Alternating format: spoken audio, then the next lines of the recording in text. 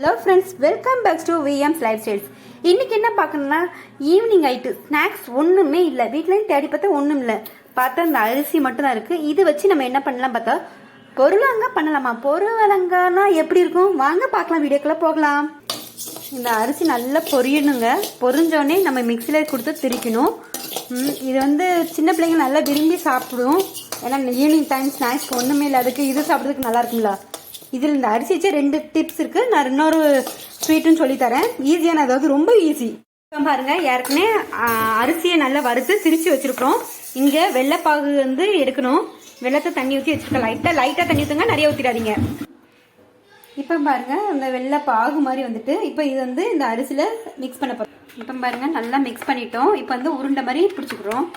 இந்த பார்த்தீங்கன்னா பொருளங்க ரெடி. இது 80'ஸோட ஃபேவரட் டிஷ்ங்க. அவங்க அந்த காலத்துல இதுதான் செஞ்சு சாப்பிடுவாங்க.